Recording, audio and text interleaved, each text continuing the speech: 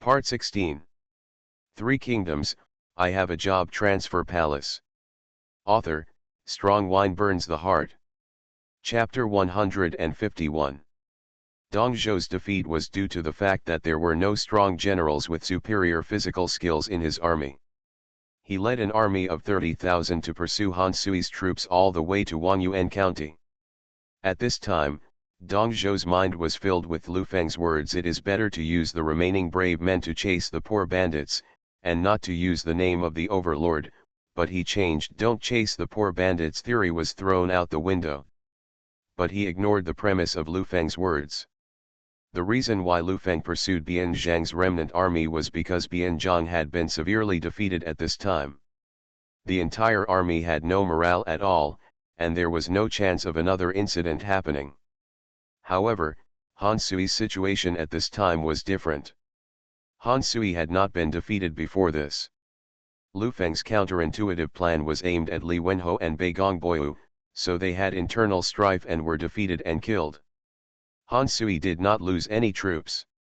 The reason why he fled was just to seize a favorable location and city in case he was trapped in Hanyang by Zhang Wen's army and unable to escape.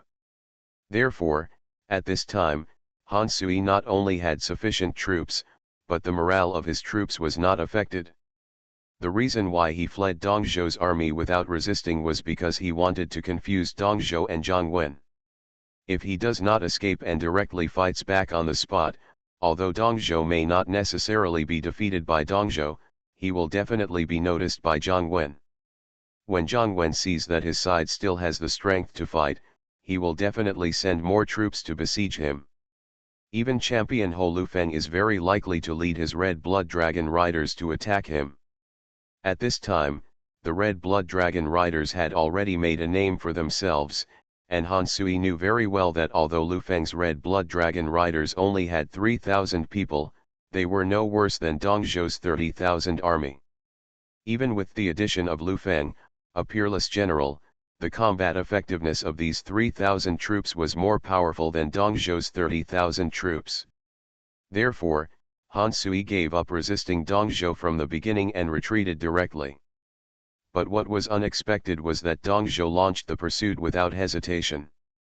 This made Han Sui very excited, so he ordered the army to flee in panic as if defeated, and secretly sent his top-ranking general Yan Xing to lead thousands of troops to ambush. After arriving at Wangyuan County, Yan Xing suddenly led his troops to fight out of the woods on both sides of the road. They attacked from both sides and shot Dong Zhou's army with bows and arrows. Dong Zhou did not expect that Han Sui would fake defeat, and he ambushed an elite force here. After abandoning thousands of soldiers and horses, he hurriedly fled into Wangyuan County.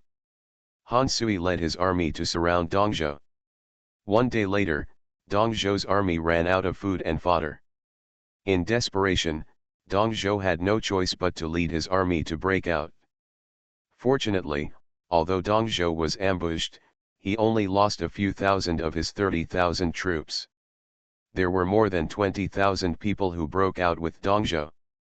Since Han Sui's army was not very strong in strength, the defense was not very tight. Dong Zhou successfully led his army to break out. However, because Han Sui's general Yan Xing was too brave, Dong Zhou's army was unable to resist, and he eventually killed countless soldiers and suffered heavy losses. Dong Zhou finally fled back to Chang'an, leaving only more than 10,000 of his 30,000 strong army. Dong Zhou was defeated miserably, and Zhou Shen on the other side was not having an easy time either. Ma Teng, like Han Sui, was not affected by the defeat of Li Wenhou and Bei Gongboyu. He only took the initiative to retreat in order to prevent being besieged in Hanyang County. Under Zhang Wen's order, Zhou Shen also led an army of 30,000 to pursue him. They were also generals who fought against the rebellion in Liangzhou. Before Lu Feng's arrival, they had almost no victories, but after Lu Feng came to Chang'an, they had many great victories. However, these major victories were all attributed to Lu Feng. Each time, Lu Feng's strategies were used to win. Even the three major rebel leaders, Bian Zhang, Li Wenhou, and Bei Gongboyu, were killed by Lu Feng himself. This made Zhou Shen hold his breath in his heart. He knew that Jiang Wen was assigning credit to himself by sending himself and Dong Zhou to pursue Ma Teng and Han Sui. If they could defeat Ma Teng's army or even capture Ma Teng, it would be a great achievement. So Zhou Shen paid extra attention. The Ziliang rebels led by Ma Teng retreated all the way to Yizhang.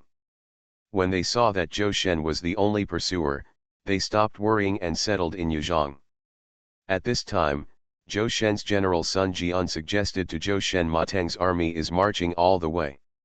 Since it is a temporary retreat, it must not have much food and grass with it. The general can send troops to cut off the food road of Ma Teng's army. There will be no supply of food and grass. Within 2 days, Ma Teng's army will retreat without a fight. However, Zhou Shen did not agree with Sun Jian's strategy. He said to Sun Jian Wen's plan is too conservative. The main forces of the Ziliang rebels, Li Wenho and Bei Gongboyu, have been killed in the battle, and Ma Teng must be useless. Instead of spending time looking for their food routes, we should concentrate on if we use our troops to attack their camp, we might be able to defeat Ma Teng's army in one battle. Sun Jian still wanted to persuade him, but Zhou Shen stopped him and ordered the attack. As a result, Ma Teng's army, which had stabilized its position, was not at the mercy of others like when it first retreated.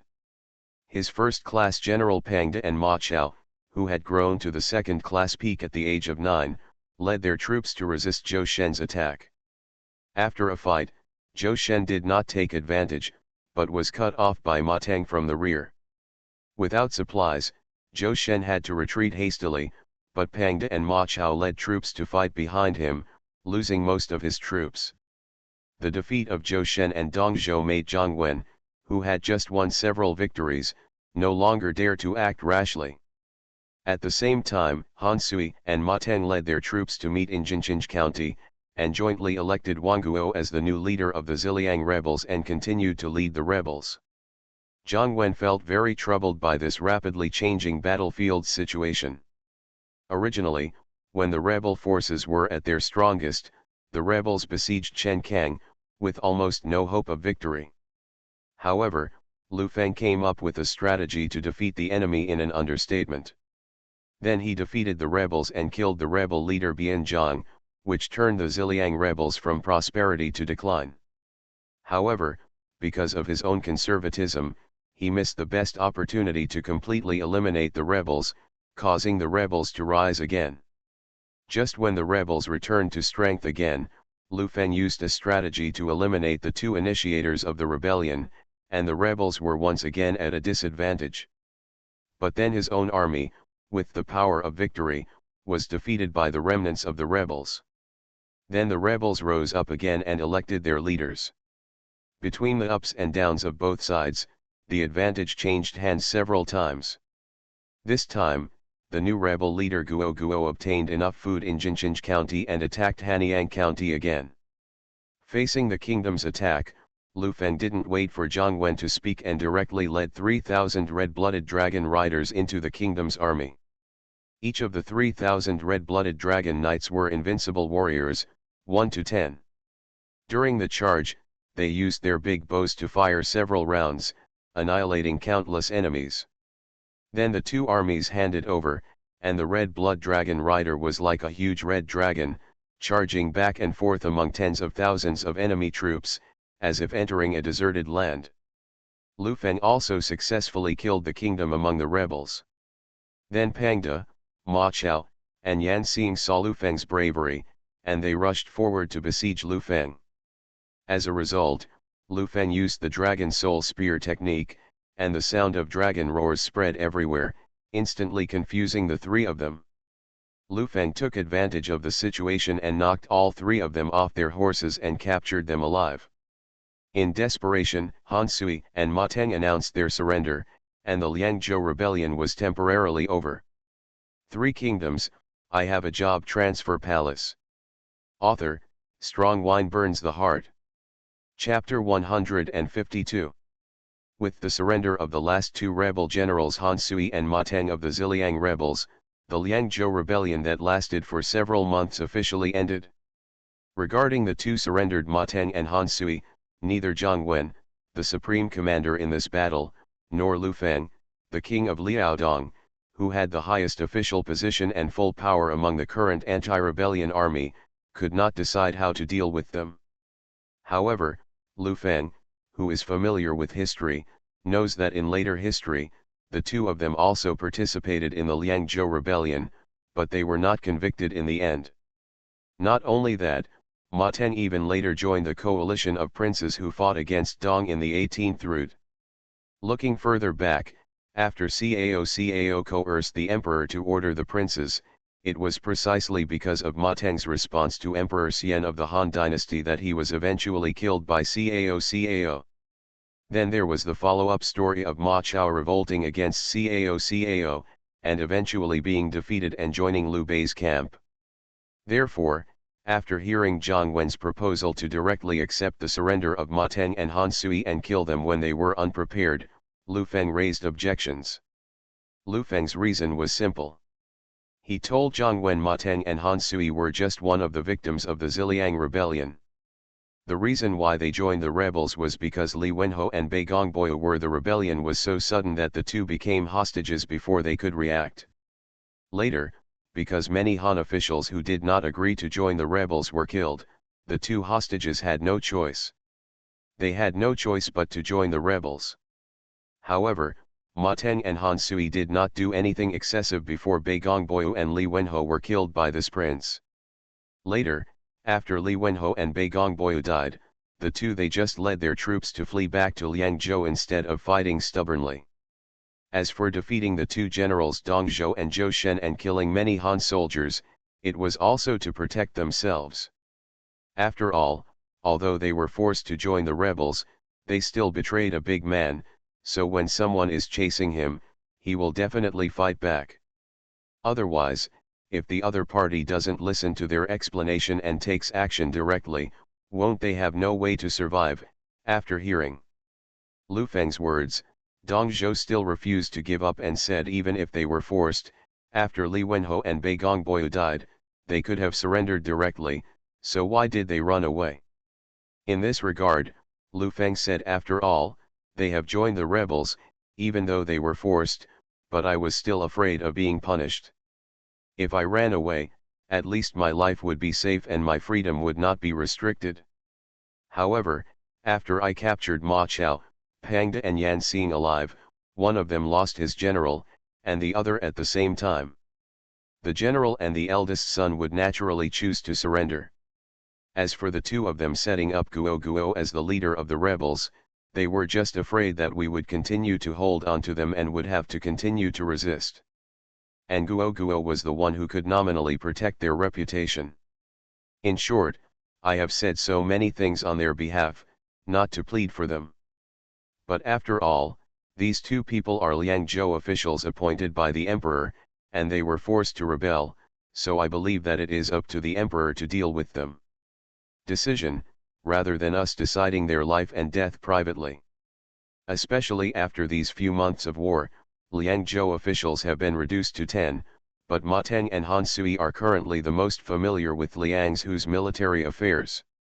Therefore, I believe that these two people may still be useful. After listening to Lu Feng's words, Zhang Wen finally stopped talking and agreed with Lu Feng's point of view. So, Zhang Wen finally announced what the champion said is exactly what we, as Han ministers, should consider for the emperor. If Ma Teng and Han Sui resist on the battlefield, then we will kill them both on the battlefield. On the battlefield, they deserve to die. But since the two of them have surrendered, I believe that it is really up to the emperor to decide how to deal with them. Besides, if we accept their surrender, but then we kill them later, how will the world view it? Us. If there is another rebellion in the future, will the enemy dare to surrender? The champion has the style of a famous general and is devoted to the consideration of the emperor. I admire him. Afterwards, Zhang Wen drafted the battle report and gave it to a scout to bring him to Luoyang was handed over to Emperor Ling of the Han dynasty. Emperor Ling of the Han dynasty saw the battle report and was very happy that Zhang Wen and Lu Feng were able to put down the rebellion so quickly. Then he saw the news of Ma Teng and Han Sui's surrender. Lu Hong was somewhat confused about how to deal with these two people. After all, the two of them did betray the Han dynasty and join the Qiang rebels. From this point of view, the two of them really deserved to be killed. However, according to Lu Feng and Zhang Wen, apart from protecting themselves, the two did not harm the interests of the Han dynasty among the rebels. Coupled with the current situation in Liangzhou, Lu Hong was reluctant to kill the two. However, if you don't kill two people, there must be a reason. What reason can save two people without anyone objecting? Zhang Rang saw Lu Hong's dilemma and said, "Your Majesty, that Ma Teng is after General Fubo Ma Yuan." Zhang Rang's words made Lu Hong determined to keep Ma Teng and Han Sui life. When the imperial edict was sent back to Liangzhou, Zhang Wen saw that Lu Hong did not order the killing of the two people, and even appointed them as Liangzhou officials. He was glad that he listened to Lu Feng's words. And Lu Feng returned Pang De, Yan Xing and Ma Chao to the two of them openly. At this time, both Pang De and the other three prisoners, as well as Ma Teng and Han Sui, already knew that Dong Zhou originally wanted to kill him, but it was Lu Feng who protected everyone and wrote to the emperor to spare his life. So everyone was very grateful to Lu Feng. Especially Ma Chao. Ma Chao, who was only 9 years old at this time, was still a child. Lu Feng interceded to save his father's life, so he naturally had a good impression of Lu Feng. In addition, as a young man, Ma Chao was also very obsessed with Journey to the West written by Lu Feng, and he had long wanted to meet Lu Feng. In addition, he, Yan Xing, and Pang De besieged Lu Feng before, and all three of them were captured alive by Lu Feng. This made Ma Chao admire Lu Feng even more. He knew that both Pang De and Yan Xing were already the top military generals in the world. Lu Feng could easily capture them in a 1-against-3 situation, which was indeed more powerful than the legend. If you can be by Lu Feng's side and have him often teach you about your martial arts, then your strength will definitely improve rapidly. So after getting his father's consent, Ma Chao found Lu Feng and wanted to become his disciple. Lu Feng was very surprised by this. As one of the 5 famous generals in history, Ma Chao's talent is beyond doubt, and he became a top second-rate general at the age of 9. I didn't expect that he would want to make himself his teacher. Lu Feng did not refuse. He accepted Ma Chao as his disciple and took him back to Luoyang. You are listening to Novels at Bless Up channel. Wish you happiness and luck. How do you feel about this novel? Please like and leave a comment. 3 Kingdoms, I Have a Job Transfer Palace. Author, Strong Wine Burns the Heart. Chapter 153. Lu Feng knew that once he entered Luoyang, Lu Hong would definitely keep him in Luoyang and never let him leave because of Lu Hong's fear of him. But there was nothing he could do. After all, his status as a supervisor to quell the Liangzhou rebellion was granted by Hanling Emperor Lu Hongde. The mission is to eliminate all the rebels in Liangzhou and completely put down the rebellion. Now that his mission has been completed, according to etiquette, he must go to Luoyang and enter the palace to report to the emperor. If he did not go and return directly to Liaodong, it would be a crime of disrespect. Even if he had just put down the Liangzhou rebellion and had great achievements, being disrespectful to the emperor would be enough to offset these achievements. Moreover, there were many people in the court who had opinions about him, such as General He Jin, who ranked first among the military attachés in the world, and had always regarded him as a thorn in his side and a thorn in his flesh. Lu Feng had already learned from Lu Ji that the last time he conquered Goguryeo, Emperor Ling of the Han dynasty had no fear of him, but was only excited to expand his territory. Originally, Lu Hong just wanted to make himself the king of Liaodong to show his recognition for his great achievements in pacifying the foreign tribes. It was all because of He Jin's instigation that Lu Hong realized that he had achieved great success and became fearful. As for why He Jin is so dissatisfied with himself, the reason must be very simple. That is, Lu Feng's performance was so outstanding that although He Jin was the head of the military attaché, He did not have any credit. He was worried that as Lu Feng's weight in front of Emperor Ling of the Han dynasty became more and more important, Lu Hong would ignore his status. Even if Lu Feng continues to perform meritorious service, according to Lu Hong's high regard for Lu Feng at the time, Lu Feng might one day replace him. Although He Jin did not make any mistake, it was impossible for Lu Hong to remove his post of general and give it to Lu Feng. However, if Lu Hong was happy one day and restored his original post of chief commander to Lu Feng, He Jin would not be willing to see it. Arrived. After all, the Grand Sima and the Grand General are both ranked as the two greats, and they are both the highest military officers. The Grand Sima is even ranked as the Shanggong, and his official position is still higher than that of the three dukes. As the saying goes, the trees that stand tall in the forest will be destroyed by the wind. In order to ensure his position as the highest military attaché, He Jin would naturally find a way to make Lu Hong fear Lu Feng's achievements. Therefore, if Lu Feng returns directly to Liaodong, He Jin will definitely seize this opportunity to impeach Lu Feng. What's more, even if He Jin didn't say anything, Lu Hong was already jealous of himself and would be dissatisfied with himself because of this matter. After completing the mission, instead of returning to Luoyang to resume his life, he returned to the fiefdom privately, which was tantamount to absconding in fear of crime.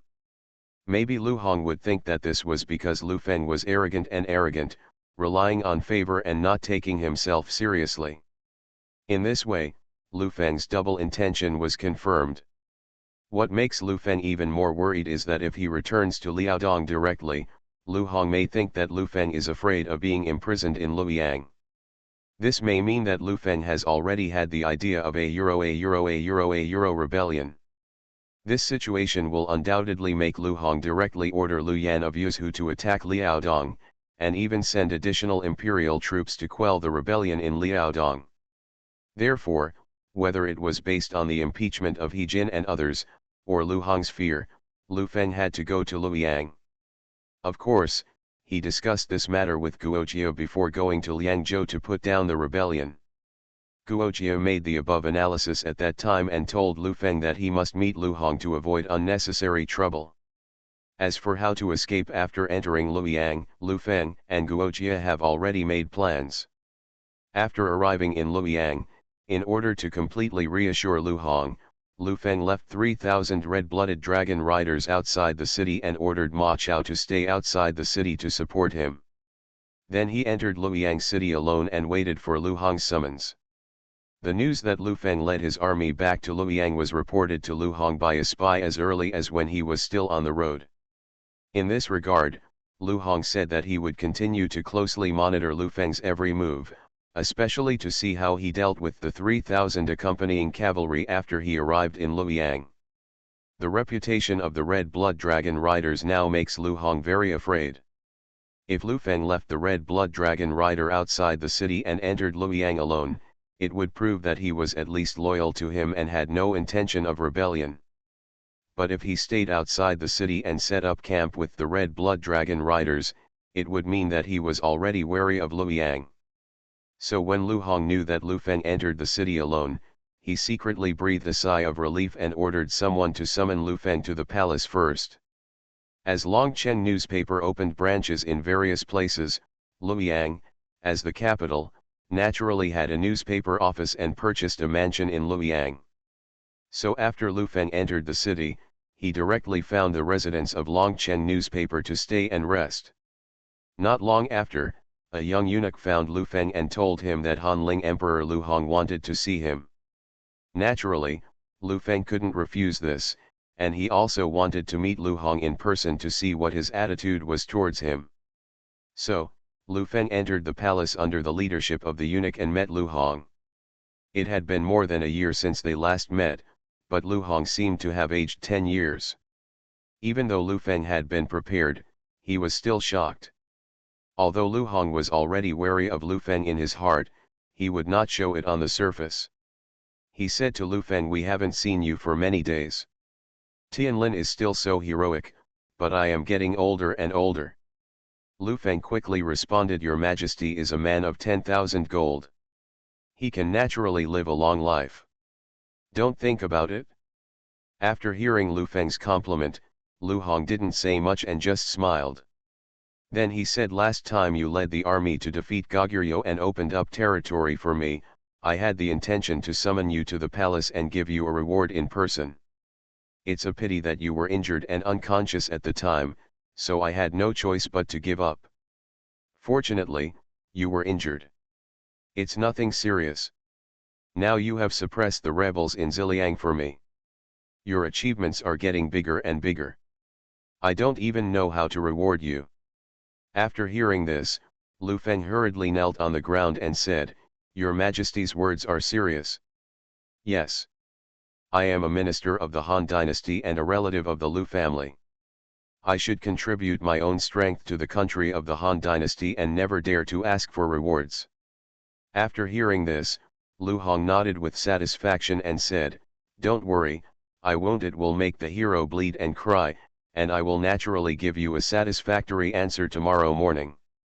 Lu Hong summoned Lu Feng this time just to test his attitude.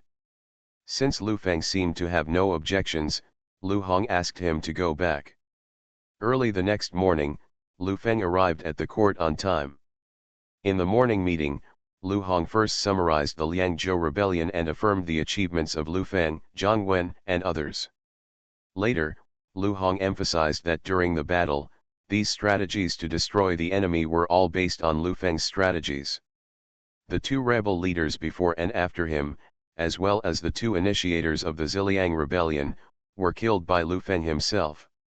Therefore, Lu Feng should be credited with the first contribution this time. Later, Lu Hong announced the reward to Lu Feng in front of the civil and military officials of the Manchu dynasty because Lu Feng, the king of Liaodong, has made great contributions in quelling the rebellion and has repeatedly defeated the harassment of foreign tribes.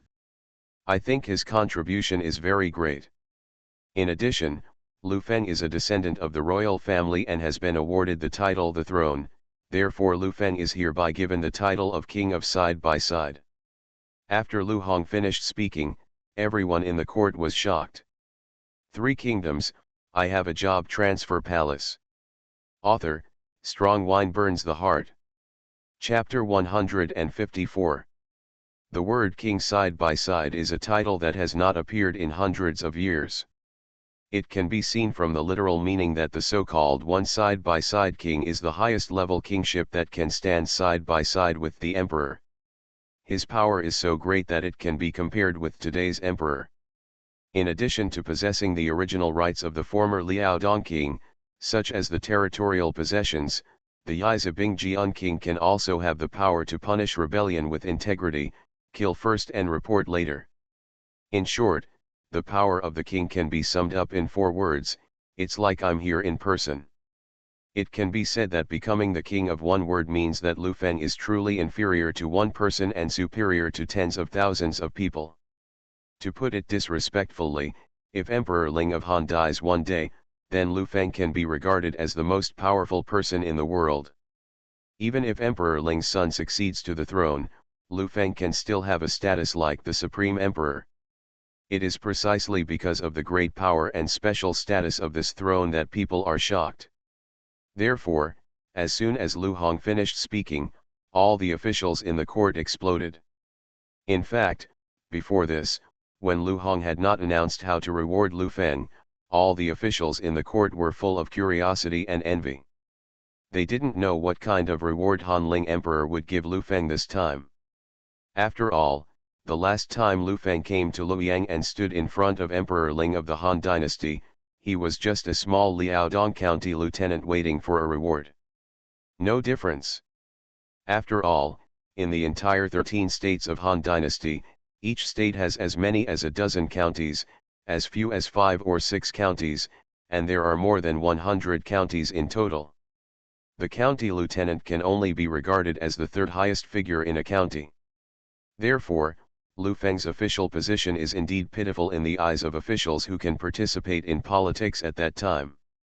Not to mention Emperor Ling of the Han dynasty, any official standing in the court could use the power in his hands to suppress Lu Feng to death. At that time, Lu Feng was just a young descendant who was included in the Han Dynasty genealogy by Emperor Ling of the Han Dynasty in the name of annihilating Wuhuan in Liaodong. He was a poor boy who had never seen the world. Although he has the title of Great Han Dragon General, he has no power at all. Relying on his military exploits in quelling the Yellow Turban Rebellion and the fact that he happened to catch up with the Liaodong governor for colluding with foreigners and being reported, he was named the Liaodong governor by Lu Hong. Although he became the prefect of a county at a young age and was already considered promising, no one could have imagined at the time that when Lu Feng came to Luoyang again, he would have become the greatest contributor to the entire Han dynasty. Of course, that little-known little county captain has now become the king of Liaodong, who makes all foreign races fear him. It was only more than a year between Lu Feng's two visits to Luoyang. In just over a year, Lu Feng transformed from an almost white-bodied county lieutenant to the king of Liaodong, and also had the title of champion marquis. You must know that Li Guang, the flying general of the former Han dynasty, spent his whole life fighting against the Huns, and his unfulfilled wish in his life was just to be made a marquis. This is enough to show that today's Lu Feng's status is far more prominent than most officials above the court today. In less than a year, Lu Feng's status has changed so much. How can it not be amazing? But that's not all.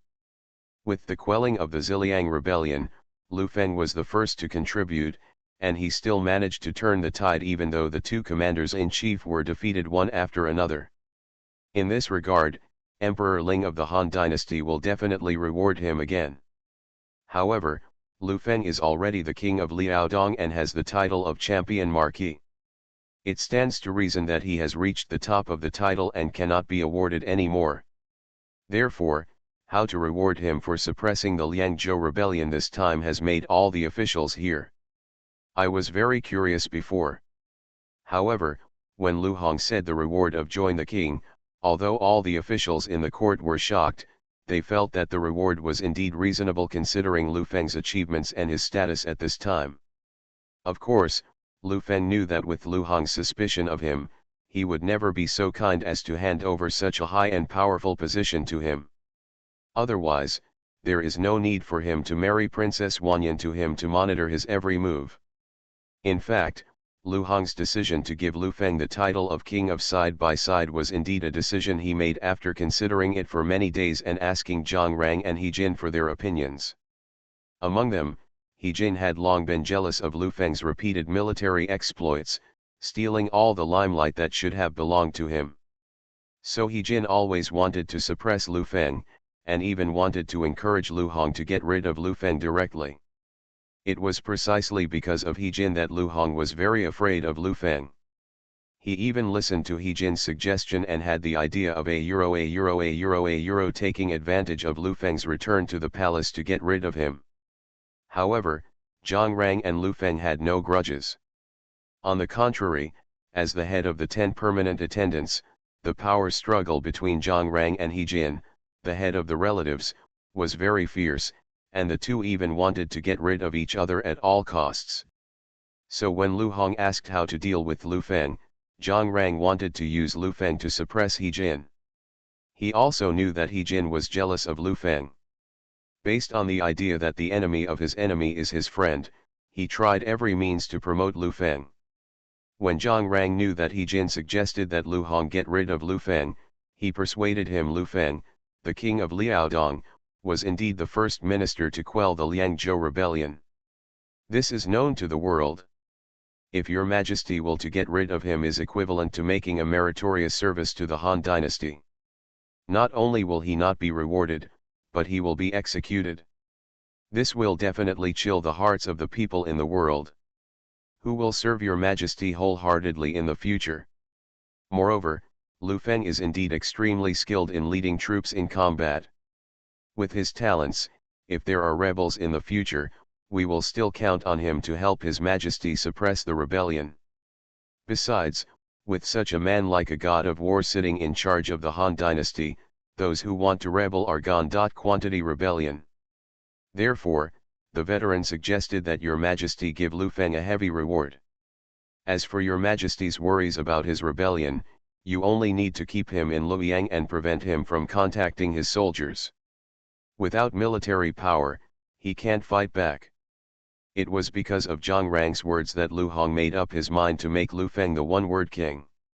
And then, Lu Hong's words indeed confirmed Lu Feng's judgment that Lu Hong must have some backup plan for rewarding him so heavily. Lu Hong said to Lu Feng, since Tianlin is a one-word king and has a noble status, he is naturally not suitable for traveling outside for a long time.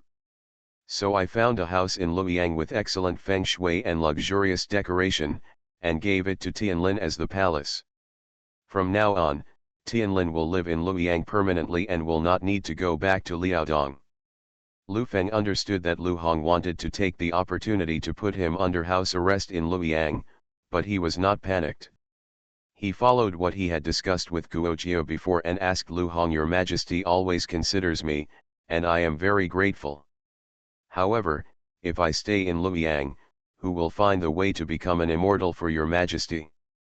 Three Kingdoms, I Have a Job Transfer Palace. Author, Strong Wine Burns the Heart. Chapter 155.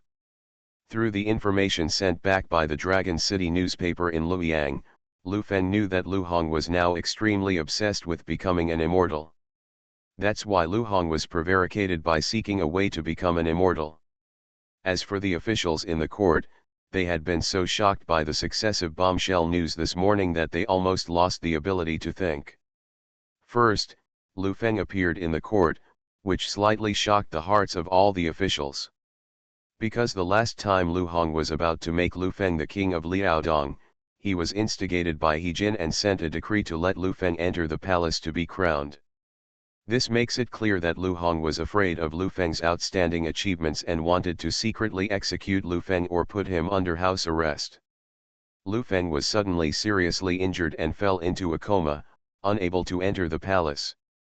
He had obviously guessed Lu Hong's intention. However, under such circumstances, Lu Feng still dared to go to Luoyang alone to meet the emperor, which obviously exceeded everyone's expectations. All the officials, especially Lu Ji, Huangfu Song, and other officials who were good friends with Lu Feng, admired Lu Feng's courage and were worried about him at the same time. Later, Hanling Emperor Lu Hong's reward to Lu Feng shocked all the officials. Even the reward for such a highly respected minister as Yiza Bingji Unwang was given. It was obvious that Lu Hong also spent a lot of money. This filled Bai Guan's mind with doubts. Wasn't Lu Hong still worried about Lu Feng's reputation not long ago? Why was he so generous to him in the blink of an eye? Is it because Princess Wanyan married the king of Liaodong and said good things about the king of Liaodong? However, Emperor Ling of the Han dynasty gave Princess Wanyan a marriage to the king of Liaodong, wasn't it to monitor the king of Liaodong? According to the blaming attitude, it was the king of Liaodong who instigated Princess Wanyan's rebellion? But even if he instigated Princess Wanyan's rebellion, with Emperor Ling's intelligence and suspicion, he shouldn't just believe it so directly, right? Could it be that just such a marriage can make these two brothers who are suspicious of each other happy? Fortunately, Emperor Ling of the Han dynasty did not keep the officials confused for too long. Later, his decision to give Lu Feng a house and let him live in Luoyang instantly cleared up everyone's doubts. Lu Hong did not become magnanimous, nor did Princess Wanyan put in good words for Lu Feng because of the marriage, nor did the two parties abandon their past grievances. It turned out that Lu Hong wanted to put Lu Feng under house arrest in Luoyang. Emperor Ling of the Han dynasty gave Lu Feng the most noble title of king side by side, just to seize Lu Feng's military power. For Lu Hong, Emperor Ling of the Han dynasty, he was not afraid of Lu Feng who had no military power, even if he was regarded as the king of side by side and had the highest power in the world besides him. Perhaps the rest of the officials would be afraid of Lu Feng's title of king of side by side, but for him, Lu Hong, and other important ministers with military power such as the governors of other states, the title of king of side by side without military power was just a code name. Without military power, he would not be any threat. Even if Lu Feng still had peerless martial arts skills, he would not be any threat in their eyes. For Emperor Ling of the Han Dynasty, the advantage of doing this was not only that he did not have to worry about Lu Feng's rebellion, but also that Lu Feng had no losses except the seizure of military power. In this way, if there is another rebellion or invasion of foreign tribes in the Han Dynasty, Emperor Ling of the Han Dynasty can also order Lu Feng to lead troops to suppress the rebellion and suppress the bandits as the king of Yizi. Therefore, for Emperor Ling of the Han Dynasty, there was nothing wrong with giving Lu Feng such a reward and placing him under house arrest in Luoyang. Lu Ji felt regretful about this. He knew that with Lu Feng's talents, only by putting them outside and becoming a frontier official could he ensure peace. At the same time, he knew that the people in Liaodong under Lu Feng's rule lived and worked in peace and contentment, and it could be called the happiest place for people in the entire Han Dynasty. Once Lu Feng is put under house arrest in Luoyang and other officials take office in Liaodong, the originally prosperous Liaodong may return to darkness. Even the foreigners who have been driven away are very likely to harass Lu Feng again after they know that Lu Feng is under house arrest in Luoyang. Therefore, Lu Ji wanted to ask Lu Hong to take back his life. But he moved his lips, but in the end he said nothing. Because Lu Feng's reputation is so high, his achievements have always been taboo since ancient times. It's okay if he doesn't speak. Once he asks for mercy, Lu Hong will probably think that even high-ranking officials like Lu Ji already belong to Lu Feng. Wouldn't the other officials and the people of the world be even more convinced by him? In this way, it is very likely to bring death to Lu Feng. Therefore, even if he saw the result, he could only keep silent. However, Lu Feng's next words, "If I stay in Luoyang, who will find a way to become an immortal for your majesty?" The situation reversed again. Everyone knows that since Lu Hong read Journey to the West, he has yearned for the opposite immortals who can live forever. If Lu Feng said this, maybe Lu Hong would automatically take back his life. Sure enough, as soon as Lu Feng said this, Lu Hong's eyes suddenly lit up. He couldn't wait to ask Lu Feng, "Tianlin, I heard what you said, do you know how to become an immortal? Tell me quickly, where is the way to become an immortal? If I can become an immortal, I will definitely give you more reward. Even if I really can become an immortal and go to heaven to live happily, even if I give this country to you, it is not impossible for me to be the king." After hearing Lu Hong's promise, all the civil and military officials present were shocked. Unexpectedly, in order to become an immortal, Lu Hong was willing to give Lu Feng the entire country. In response, Lu Feng just smiled, and then said in a pretense of mystery, "Your Majesty, do you think who wrote this Journey to the West full of gods and Buddhas?" Lu Hong was shocked after hearing Lu Feng's words. Said this Journey to the West was naturally written by Tianlin. "Do you really know, Tianlin, that Cheng Xian knows about it?" Lu Feng smiled again and said, "Since I can write this Journey to the West that is filled with immortals and Buddhas, of course there are some clues. But there are only some clues. If your Majesty gives me some more time, I will definitely gain something. At that time, I will inform your Majesty of the way to become an immortal." After hearing this, Lu Hong immediately forgot your original purpose. Not only did Lu Feng be granted the title of King of One side by side, but he was no longer allowed to stay in Luoyang. Instead, he was asked to return to Liaodong quickly to find a way to become an immortal for himself. In this way, Lu Feng not only escaped from Luoyang without any danger, but his official position was once again promoted, becoming the one-word king under one person and above 10,000 people.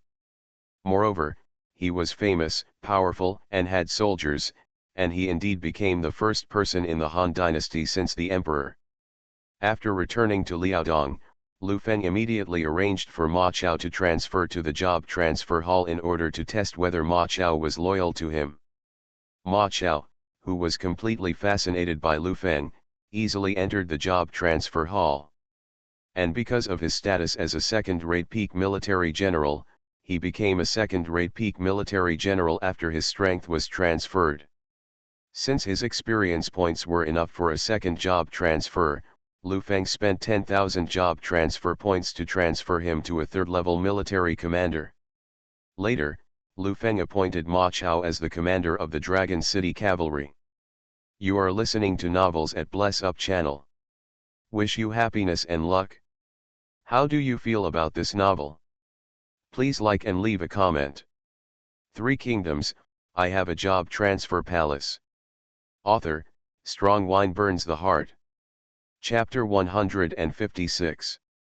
The reason why Lu Feng made the 9-year-old Ma Chao the commander of a king's force like the Dragon City Cavalry was because he made the decision after checking his job transfer attributes. Ma Chao's job transfer attributes are: Name, Ma Chao. Occupation, military. General level, 1% for 3 turns. Skills, divine power, passive, greatly enhanced in strength, cavalry charge, active. After being used, it can increase the charge speed of himself and his troops. Commanding the heavy armored cavalry has additional bonuses. Ma's gun, active, the marksmanship passed down by General Fubo Ma Yun, powerful. Ma Chao's general skills after his career change were simply born for the Dragon City Cavalry. Especially his second-level skill cavalry charge, the coordination with Dragon City Cavalry must be perfect. Although the armor of the Dragon City Iron Cavalry has become lighter, they are still essentially a heavy cavalry. The thickness and sturdiness of their armor is even greater than that of ordinary heavy cavalry, and their ability to withstand attacks is stronger. In addition, the horses on which each soldier sat were also armored, so it was completely configured as a heavy cavalry. When Ma Chao uses his cavalry charge, Dragon City's cavalry will naturally receive additional bonuses. Therefore, it is appropriate for Ma Chao to serve as the commander of the Dragon City Cavalry.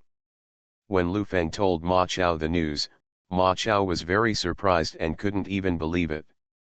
After all, the reputation of Dragon City Iron Cavalry is too loud. It can be said that compared to the Red Blood Dragon Cavalry, Longbow Soldiers, and Dragon Warrior Soldiers, the Dragon City Iron Cavalry is Lu Feng's true direct force. Because they were the troops who accompanied Lu Feng from an unknown village chief to the king of Yizi. The foreigners were afraid of Lu Feng precisely because of the power of the Dragon City Cavalry. Of course, outsiders don't know that the troop that actually accompanied Lu Feng step by step from the head of Das Han village to the king of Side by Side was indeed called the Dragon City Cavalry at first, but all the soldiers in the troop had already been replaced. Now, the army these soldiers belong to is called Red Blood Dragon Riders. Moreover, the Red Blood Dragon Rider now only receives direct orders from Lu Feng and is Lu Feng's only personal bodyguard. However, Ma Chao obviously didn't know about this. He only thought that Lu Feng trusted him by entrusting him with such a king's army. He immediately prostrated himself on the ground and said to Lu Feng disciple, "Thank you master for your love. I will definitely carry forward this army and will not disgrace the name of the Dragon City Cavalry." Regarding Ma Chao's guarantee, Lu Feng naturally nodded and believed it.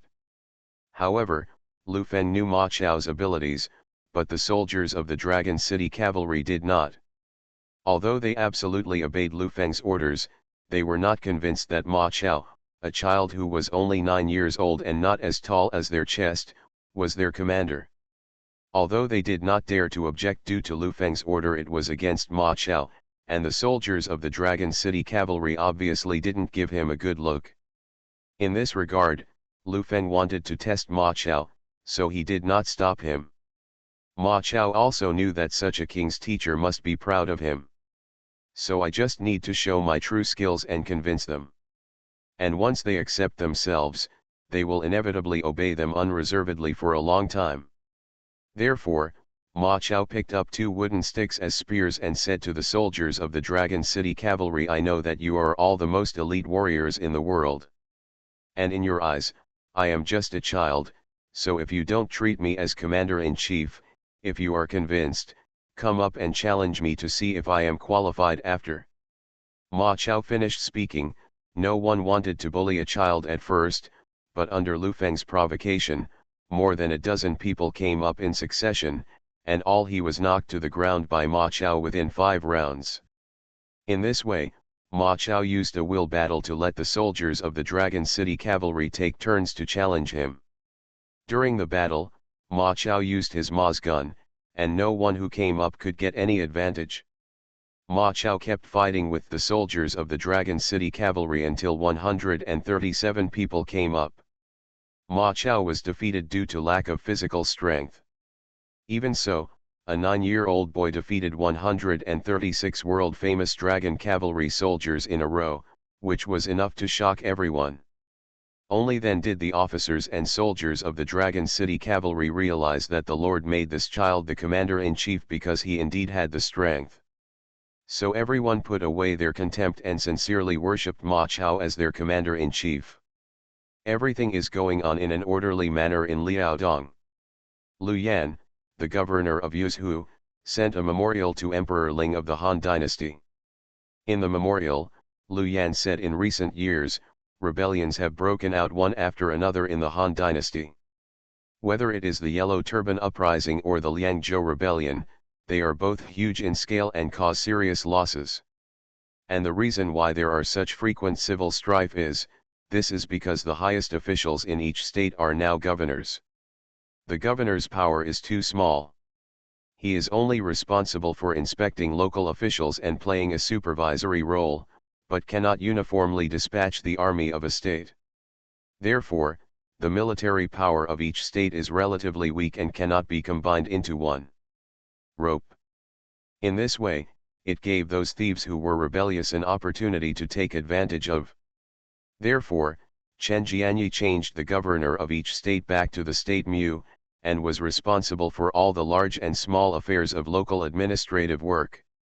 In this way, it is conducive to the concentration of power and unified command among the states.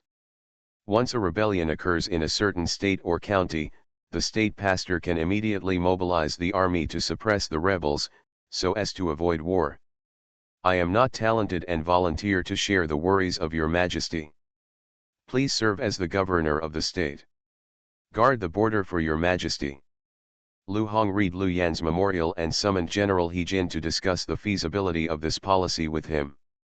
He Jin was originally a butcher, but because his sister was favored by Emperor Ling of the Han Dynasty and became Queen he was able to become a general. But he himself does not have much political sensitivity, so he cannot judge at all whether it is beneficial to restore the state pastoral system. However, He Jin was very good at intrigues in the officialdom. From this policy, he keenly sensed an opportunity to suppress Lu Feng. That is, in Yuzhou, where Lu Feng is located, support a person who is not against Lu Feng, but is powerful enough to become the governor of Yuzhou. In this way, Lu Feng will inevitably waste his energy on the confrontation with Yuzhou Prefecture Mu all day long, and there will be no other room for development. Thinking of this, He Jin said without hesitation, Your Majesty, Lu Yan's memorial is very reasonable. I also feel that if the state pastoral system is restored, once there is a rebellion in various places, the state pastor will be the first to do so. Deploying troops to suppress the situation saves the time for the governor to report to the court and the court to send troops. After hearing He Jin's words, Lu Hong no longer hesitated and issued an edict with a stroke of his pen, changing the governor's position to the position of state pastor. 3 Kingdoms, I Have a Job Transfer Palace. Author, Strong Wine Burns the Heart. Chapter 157. Now that Hanling Emperor Lu Hong agreed to Lu Yan's suggestion and changed the governor's position to that of Zhou Mu, a new issue was put on the table. That is, who will serve as the state pastor in each state. However, this problem is not difficult to solve in Lu Hong's opinion. Since each state has a governor, it is enough to directly promote the governor of each state to a state pastor. However, Qi Jian, the governor of Yuzhou at that time, amassed money in Yuzhou and became greedy. During his term of office, he committed corruption and violated the law, and was reported to the court by his officials. Therefore, Qi Jian had been imprisoned by Lu Hong's order. Since Yuzhou had no governor at this time, there was naturally no state pastor. However, Yizhu is mountainous and difficult to defend. If a rebellion breaks out, it will be difficult to invade if other places send troops to suppress the rebellion. Only attacking from within can quell the rebellion. Therefore, it is necessary to ensure that Yizhu is absolutely loyal to the Han dynasty. And Liu Yan himself is a clan member of the Han dynasty. After Liu Yu, King Liu Gong of the Western Han dynasty, he will never rebel against the Han dynasty. So Liu Hong named Liu Yan the shepherd of Yizhu and went to Yizhu to guard it. But as a result, Yizhu has no candidate for state pastor. Liu Hong was hesitant about this. After all, Liaodong County belongs to Yizhu, and he has just made Lu Feng a one-word king, with great authority. No matter who is the shepherd of Yizhu, he will face the problem of not having the right to transfer Lu Feng. However, out of fear of Lu Feng, Liu Hong did not want to appoint Lu Feng as the state pastor. Liu Hong's unwillingness to grant Lu Feng the title of Yizhu also played into He Jin's plan. He said to Liu Hong, "Your Majesty, Liu Yu and Liu Bowen are the descendants of Dong Hai Gong Wang Luqiang, son of Emperor Guangguo Luxiu. He already has his own opinions on dealing with foreign races, and Yizhu is adjacent to many foreign races, so he sent Liu Yu as the right person to be the shepherd of Yizhu." In fact, the main reason why He Jin recommended Liu Yu was that Liu Yu had always adopted a gentle policy towards foreigners, focusing on tolerance and opposing killing.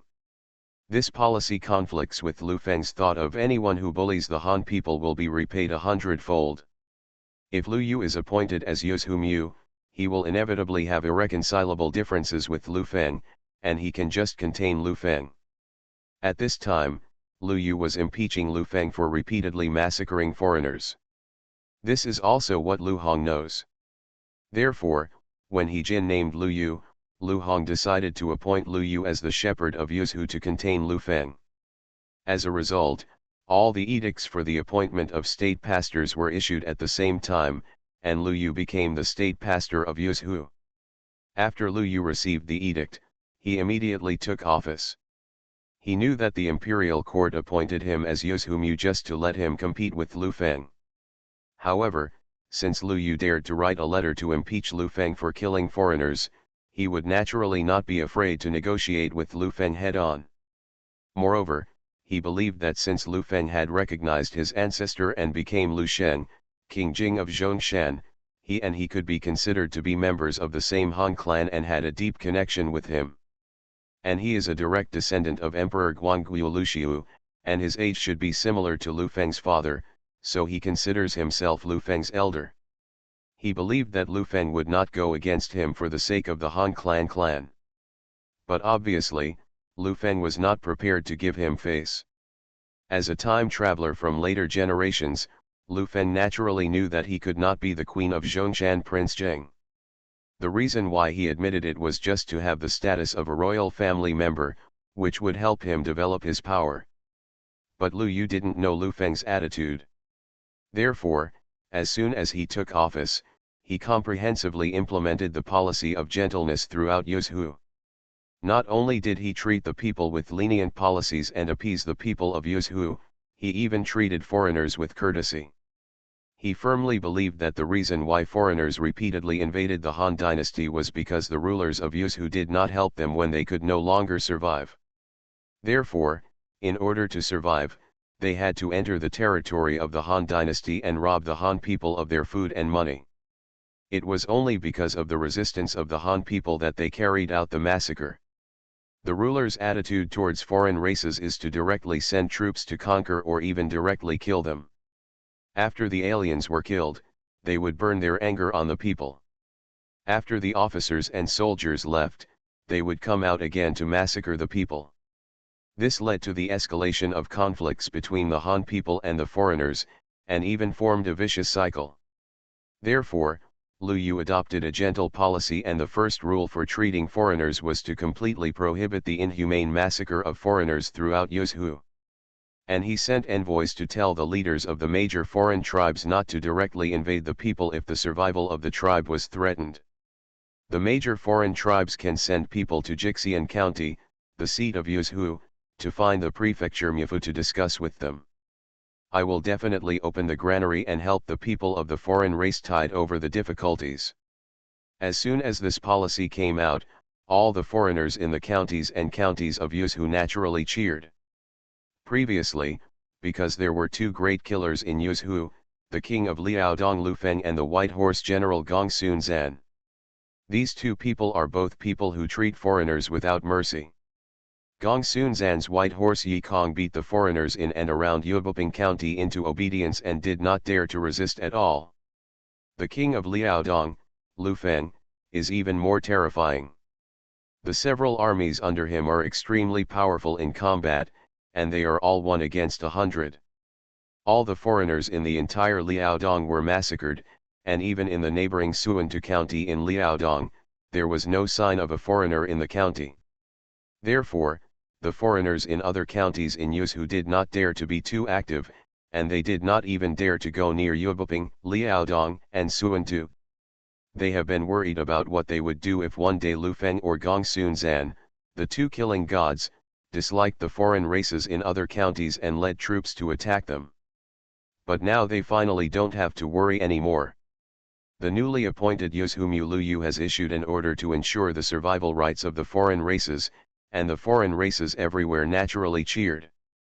Finally, they no longer had to worry about being massacred by White Horse General Gong Sun Zan and the king of Liaodong. However, for some people with ulterior motives, Lu Yu's policy has become a talisman for them to commit evil everywhere. And if you can't survive, you can find Yuzhu Lu Yu, and he will provide you with food.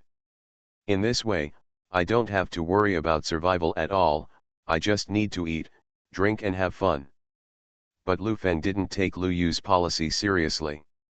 After all, although Lu Yu was known as a wise man, he had never seen the tragic situation of people being oppressed by foreign races. Obviously, he was just an armchair scribe, and he oversimplified the conflict between Han people and foreigners on the border. He dared to conclude that Lu Yu's policy would soon cause problems. 3 Kingdoms, I Have a Job Transfer Palace. Author, Strong Wine Burns the Heart. Chapter 158.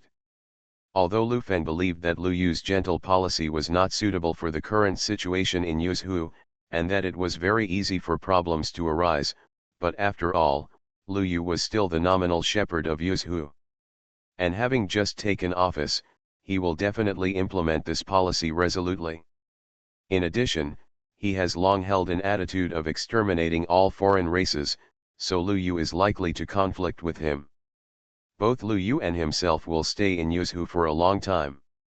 Once there is a conflict in this situation, it will be difficult to recover. Therefore, Lu Feng asked Guojie for his opinion on how to deal with Lu Yu's soft policy.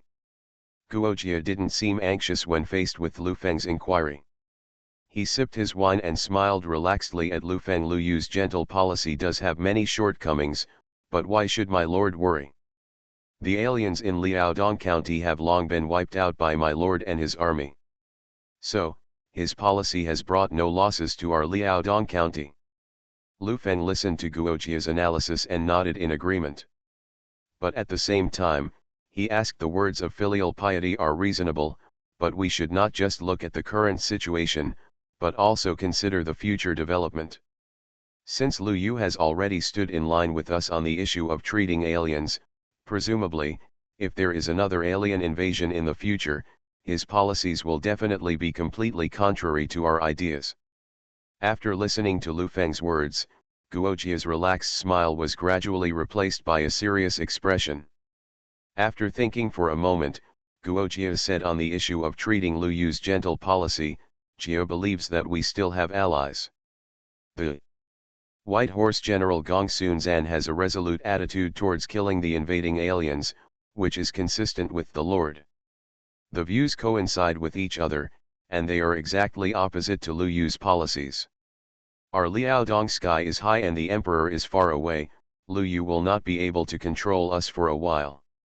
However, now Gong Sun Zan has been promoted to the governor of Yubuping County. Prefect, unlike us, who are far away from Ji County, the seat of Yuzhou, Beiping is close to Ji County. Therefore, the conflict between Gongsun-zan and Liu Yu is more likely to happen. Moreover, the Lord's reputation is loud and the army's combat effectiveness is extremely strong, so naturally Liu Yu will not he is willing to conflict with his lord easily. But in order to resolutely implement his soft policy and suppress his lord, he will definitely find someone to establish his authority first. In this way, throughout Yuzhu, Gongsun-zan, who has the same philosophy as his lord, cannot those who avoided became the object of his authority. In addition, Yubuping is not far from Jixian. Jiu believes that the conflict between Liu Yu and Gongsun-zan is inevitable. Therefore, Jiu believes that what we have to do now is to stay put for the time being. Neither support nor directly oppose Liu Yu's gentle policy, and ignore him. At the same time, pay close attention to Gongsun-zan's developments. Regarding Guojia's analysis, Lu Feng expressed his agreement, and at the same time followed Guojia's suggestion and moved to the right. Peeping and Jixian sent a large number of spies to pay attention to the movements of both parties. The subsequent development of facts proved that Guojia's inference was completely correct. As expected, the first resistance to Liu Yu's implementation of the soft policy came from Gongsun-zan. When Liu Yu took office as the governor of Yuzhu and vigorously promoted the policy of gentleness, prohibiting anyone from killing foreigners, Gongsun-zan was not in Yubuping. Because the Xianbei tribe has become stronger and more ambitious since Tan Shiwei became the leader, they plundered the eastern Han dynasty to the south, resisted Dingling to the north, pushed back Fuyu to the east, and attacked Wuzun to the west, completely occupying the homeland of the Xiongnu. It even once attacked the Japanese country, covering more than 14,000 miles from east to west and more than 7,000 miles from north to south, and established a royal court in Danhan Mountain, becoming a force that cannot be ignored and not weaker than the Han dynasty. In the second year of Yongshao, Tan Shiwei led his army to attack Yunzong County. In the first year of Yangzi, he repeatedly attacked Yuzhu and 9 counties on the edge of Bingzhou and harassed the Liaodong vassal state. Emperor Huan of the Han dynasty, who was the emperor of the Han dynasty at that time, was very worried and wanted to make Tan Shiwei king and ask for a marriage. However, Tan Shiwei refused to accept the offer, and at the same time stepped up the invasion and plundering, and established 3 divisions, each under the leadership of an adult. It was precisely because of the prosperity of the Xianbei people during the Tan Shiwei period that the people of Yuzhu and Bingzhou in the Han dynasty were miserable. Gongsun-zan has long remembered this national hatred. Now, with the death of Tan Shiwei, the Xianbei tribes have fallen into division, and their overall strength is not as good as before. After Gongsun-zan was promoted to the governor of Yubuping, he finally gained his own power. Remembering the Xianbei people's brutal invasion of the Han people in the early years, he took advantage of the current loneliness of Xianbei and began to conquer them. Therefore, when Liu Yu was pursuing a gentle policy, Gongsun-zan had been leading his army to fight against him in the hinterland of the Xianbei tribe. Moreover, due to the division of the various ethnic groups in Xianbei, they could not unite as one to resist Gongsun-zan's attack. In addition, Gongsun-zan's bodyguards, Beimayakong, were all elite, so the Xianbei tribe was beaten to pieces by Gongsun-zan, with countless casualties. Before Liu Yu came to Yuzhu and became the shepherd of Yuzhu, Gongsun-zan was like the local emperor in Yubuping. Since the governor only had the responsibility of supervision and had neither military power nor the power to command and mobilize the governors of various counties, Gongsun-zan could send troops to conquer Xianbei and other foreign tribes at will. In addition, the people of Yuzhu have been invaded by foreign tribes for a long time, especially the Xianbei people, who have repeatedly burned, killed, and looted the Han people, making the people of Yuzhu hate Xianbei deeply. Therefore, Gongsun-zan conquered Xianbei and massacred the Xianbei tribe, which made him extremely popular in Yubuping. In the entire Yuzhu, he was second only to Lu Feng, the king of Liaodong. The power of the right governor of Beiping, coupled with the support of the people, allowed Gongsun-zan to feel no pressure at all and fully enjoy the sense of accomplishment of slaughtering the Xianbei aliens. As a result, Emperor Ling of the Han dynasty issued an order to change the governor into a state pastor, and Lu Yu took office and became his immediate superior. Gong Xunzan did not take it seriously. So when Lu Yu's order prohibiting the massacre of foreigners reached Gong Xunzan's ears, Gong Xunzan ignored it on the grounds that the general was away and the military order was not obeyed. Gong Xunzan not only disapproved of his own policies, but also directly took the lead in violating them, which made Lu Yu furious. Therefore, Gong Xunzan became his first target to suppress. Only by successfully suppressing Gong Xunzan can his gentle policy be successfully implemented in Yuzhou. At least, it can be effectively implemented in the counties of Yuzhou outside Liaodong. So Lu Yu directly issued a death order to Gong Xunzan, asking him to immediately return to Yubuping with Bama Yakong, and not to go out without an order. If he violates the order, he will report it to the court and lead troops to attack. Gong Xunzan received Lu Yu's order. Although he was very angry, he had to obey. He could only leave Xianbei with Bama Yakong and return to Yubuping. You are listening to Novels at Bless Up channel. Wish you happiness and luck. How do you feel about this novel? Please like and leave a comment. Three Kingdoms, I Have a Job Transfer Palace. Author, Strong Wine Burns the Heart. Chapter 159. The reason why Gong Xunzan withdrew from Xianbei after receiving Lu Yu's order was not because he was afraid of Lu Yu, but because he was afraid of the imperial court. After all, the imperial court had just restored the state pastoral system and appointed state pastors in each state to fully manage the military and political affairs of each county this week. If Gong Xunzan blatantly disobeys the orders of Zhou Mu and goes against Lu Yu at this time, Lu Yu will send a memorial to the court and the court will be furious. This is not a matter of disobeying Lu Yu's orders, but a slap in the face of the imperial court and Emperor Ling of the Han dynasty. Emperor Ling of the Han dynasty had just ordered the state pastor to command all counties in the state. However, less than a month after the order was issued, Gong Xunzan, the governor of Beiping County, blatantly disobeyed the order of Yuzhou pastor Lu Yu. If Emperor Ling of the Han dynasty knew about this, I am afraid that Gong Xunzan would be kicked out of his position as the right governor of Beiping the next day, and he might even be directly imprisoned in prison. This is not what Gong Xunzan wants to see. Therefore, under pressure from the imperial court, Gong Xunzan had no choice but to temporarily obey Lu Yu's order and withdraw from the hinterland of Xianbei to Yubuping. As soon as Gong Xunzan retreated, all the tribes in Yuzhou instantly became excited. For a long time, Yuzhou has been at the junction of Han and Hu due to geographical problems. As the northernmost state of the Han dynasty, Yuzhou has always been adjacent to several nomadic groups in the north. Because all Han people make a living by cultivating farmland, as long as there are no natural disasters, there will be no shortage of food. Coupled with a high degree of civilization, the Han people can build their own cities to protect themselves from wind and cold. But as nomadic tribesmen, the Hu people do not live like this. They never farm, and all their food comes from hunting and grazing cattle and sheep. In this way, whether they are Xianbei, Xiannu, Wuhuan, or Fuyu, all of them have strong folk customs.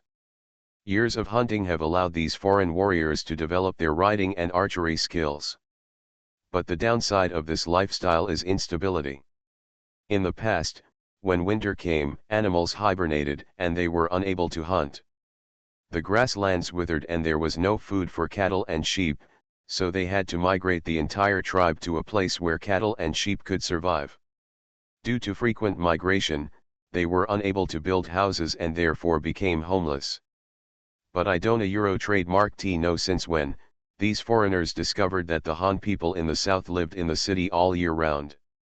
They rarely raise cattle and sheep, so they don't need to move around, but they have food all year round, and their people are generally thin, and their army's combat effectiveness is not strong.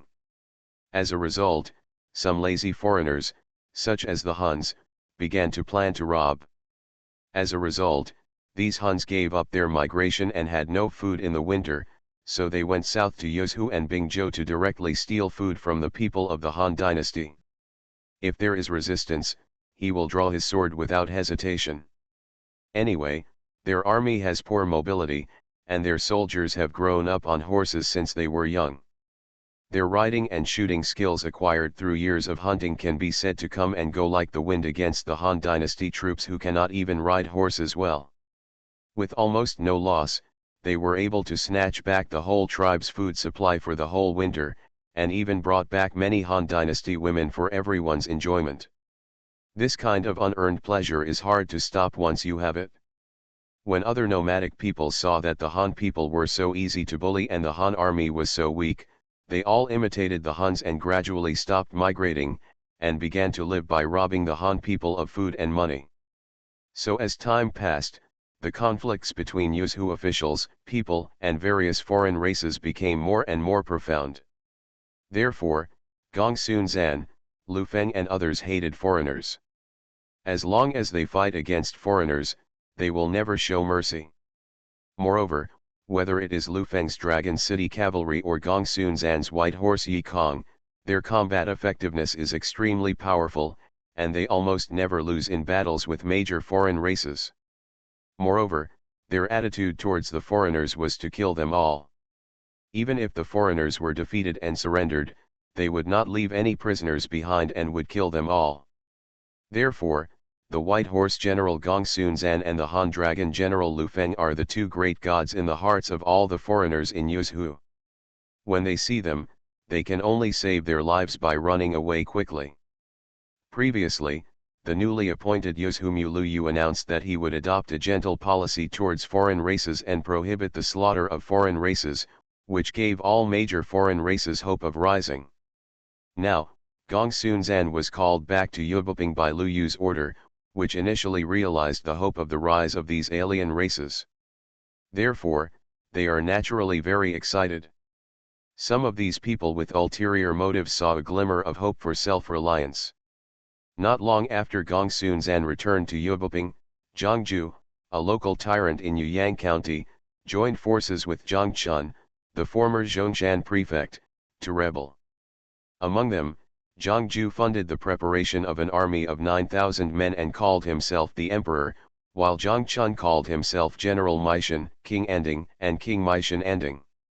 With an army of 9,000 as their team, the two colluded with Qiu Lehua, the Wuhuan leader of Yuyang County, and quickly captured the entire Yuyang County with lightning speed. Then, relying on Qiu Lehua's Wuhuan cavalry, they charged all the way, and soon captured most of Fanyang County, and the army approached Ji County, the seat of Yuzhou. At this time, Yuzhou Lu Yu saw that the rebels were about to attack Jixian, and he immediately panicked. As a scribe, he had never seen such a scene before. At that moment, based on the advice of the advisors around him, he immediately dispatched the governors of nearby counties to support him. Lu Feng, who was far away in Liaodong, also received news of Lu Yu's request for support. Out of hatred for foreigners, Lu Feng immediately prepared to lead his army to Fanyang County. But before Lu Feng set off, Guojia heard the news and came to stop him. Lu Feng was very puzzled by this and asked Guojia the reason. Guojias patiently explained to Lu Feng, "My lord, this time Zhang Ju and Zhang Chun joined forces with Qiu Lehua to rebel, precisely because they saw Lu Yu's tolerance for foreigners. These foreigners are obviously bullies and fearful of the strong. In front of the Lord and Gongsun Zan, they were as weak as a lamb waiting to be slaughtered." Seeing that Lu Yu was a scribe, he felt easy to bully, so he immediately rebelled. However, they did not have very strong combat effectiveness in nature. Zhang Ju and Zhang Chun had a total of 9,000 troops, and although Huan had a large number of cavalry, they did not go out in full force. Yubiping is adjacent to Ji County, so Gongsun Zan will definitely attack. With the elite White Horse loyal followers, Gongsun Zan can quell the rebellion without the Lord taking action. However, since Lu Yu pursues a soft policy, he will definitely take advantage of it. This is an opportunity to show his magnanimity to the foreigners, so he will definitely forgive them. But Gong Sunzan is extremely angry with the foreigners, and conflicts will definitely break out between the two. The Lord only needs to stay in Liaodong to watch the show. So Lu Feng followed Guojia's advice. No troops were sent to support Jixian. But Gong Sunzan went to support Jixian as Guojia had guessed. However, when he sent out troops, he did not expect that this dispatch would intensify the conflict between himself and Lu Yu. Three Kingdoms, I Have a Job Transfer Palace. Author, Strong Wine Burns the Heart. Chapter 160. Gong Sunzan responded to Lu Yu's call and led Bama Yakong to march to Jixian to support him.